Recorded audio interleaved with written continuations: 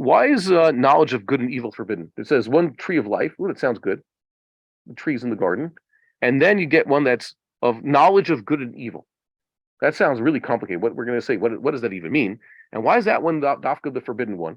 Why not the tree of evil, the tree of cruelty, the tree of deceit? Make that the forbidden tree. The tree that represents something that sounds inherently evil should be the forbidden tree. Or the tree of poison, right?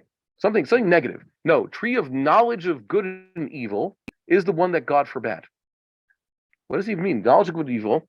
Or say, why not knowledge of destructive power or any knowledge whatsoever? Why does it have to be the tree of knowledge of something? Why not make the tree of life the forbidden tree? That way man has to realize the tree of life makes you immortal because it's the tree of life, and therefore don't eat of it because not right that man should be immortal. Why not something else? And how does man's punishment fit the crime? What was his punishment? He has to work. He has to work for your food and get kicked out of the garden. Like, okay, you ate, let's say, I know this is a very American Christian idea just because apples are common. Here's an apple. So man ate a single fruit. He was eating fruit. He could eat of all the different fruits. There's one tree called the tree of knowledge of good and evil. And eating that forbidden fruit somehow has to result in this terrible punishment. You know what? Change the whole plan of creation. Now you're going to have to leave this beautiful garden and work hard. You're going to curse the ground, right? And you're going to have to go turn back into dust. Now get out of the garden. Doesn't seem to make sense. Punishment doesn't fit the crime. Really, that B'nai Adam, non-Jews who commit crimes, what's their normal punishment according to the Torah? For theft. Death. But that's normally crime. Is eating the fruit of a particular tree one of the Sheva mitzvos? If we were to find the Garden of Eden today, let's say, Rambam says it was an actual place. If we were to find the Garden of Eden today, and we find the tree of knowledge, whichever fruit it has, according to Chazal, grapes, dates, figs, wheat, whatever it may be, esrog tree. If someone were to eat of that, would he have to be deserving of punishment? Is one of the Sheva mitzvos, if you ever find the tree of knowledge of good and evil, do not eat from that tree. Is that one of the Sheva mitzvos for Lidoros? No, it's not. Because obviously there's something much deeper here. And now let's get into the meaning of this.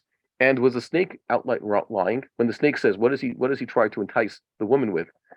God knows that. I'll read you what his offer is. Okay, try to tell me what this means. I'm shocked.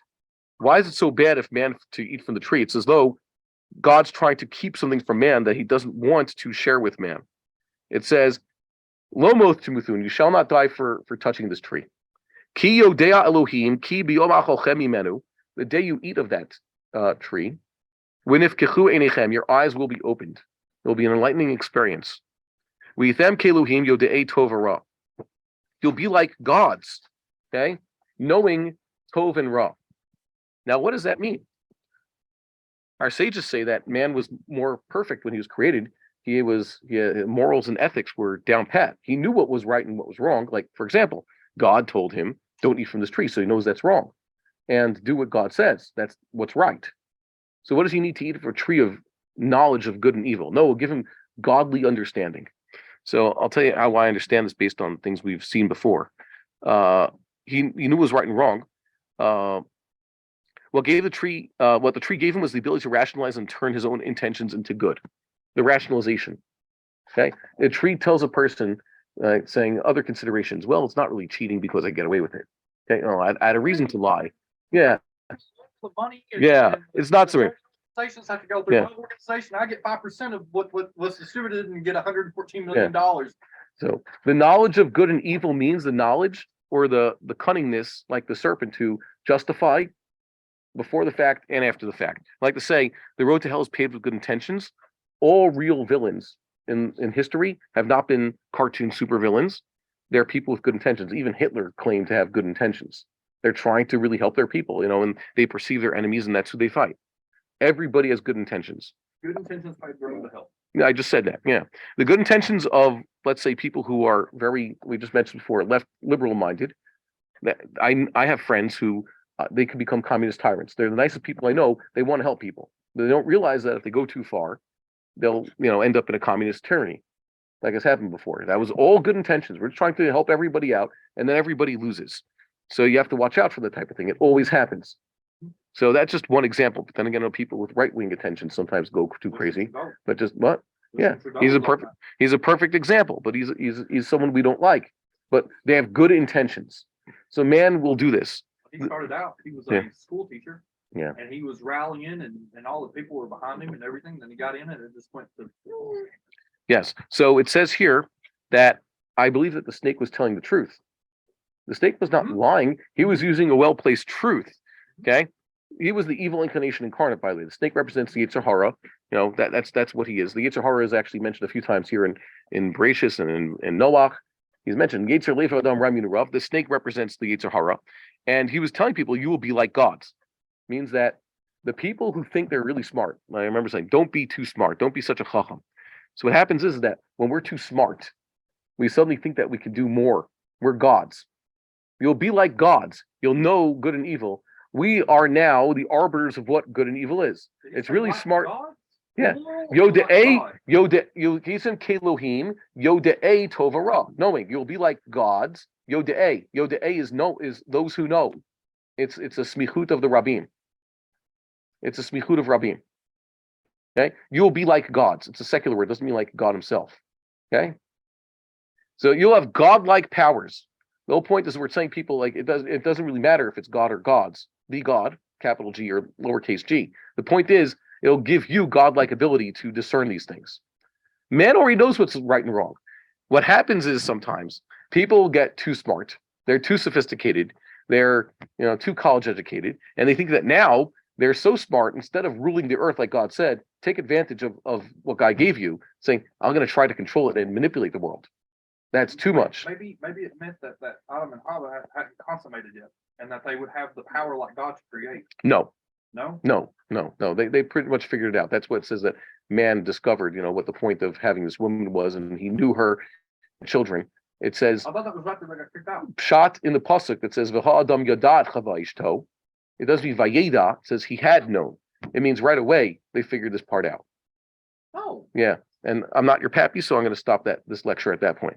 And it says here that basically it's telling you to be like gods. The problem is people become too smart for their own good. They become too smart, too cocky, too arrogant, like the Tower of Babel type people. Who am I talking about nowadays? Like this always happens. There are people who get so smart, they have some good ideas, they think they're going to transform the world and start, they're going to run humanity, society, and economics the way they want to. That's the fruit of the tree of knowledge. That's the problem. And they become too foolhardy. So the punishment now makes sense. So what does it mean? Now you have to leave the garden. Why? You can't keep getting things for free. Why? It always happens. Karl Marx himself. People had everything. They never had to work anything in their lives. They're given everything by their parents. They had education. And then they're not used to just a hard day's work. So they come up with these ideas that they're going to impose let's say, socialism on everybody. And the solution for these people is get a real job.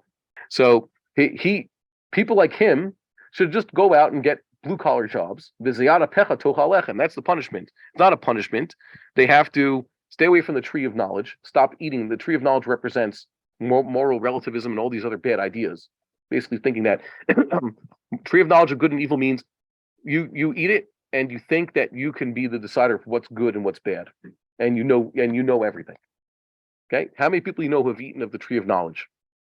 Personally, thank God, no. I live among good people, but there are many people I know of. Usually, people who rise up to the top on the backs of others. There are people who've eaten the fruit of the tree of knowledge of good and evil, and they become this way. So their solution is stay away from it. They should stay away from the Eitz Chaim. Remember, it says man was taken out of the garden. Why? So we not get near the Eitz Chaim. Eitz Chaim represents the Torah. That means they have no place in the base matters. These are not the people from whom you should be learning Torah. If you have someone who's eaten of the tree of knowledge, who is of this ideology, definitely don't learn any Torah from him. And he must learn to work by the sweat of his brow. The do-gooders are lazy, good for nothings. They've had too much easy lives. They have to learn the value of a little bit of work. And that's why, hold on, that just sums it up. That's why man wasn't punished, but that explains why man was told, you know what, you gotta get to work and get out of the garden, because now it's like this. We would like to encourage our viewers to share these videos with friends and send in your responses. If you would like to obtain Birkon Nusach Eretz Yisrael or invite the rabbi for a speaking engagement, please email us at office@machonshilo.org.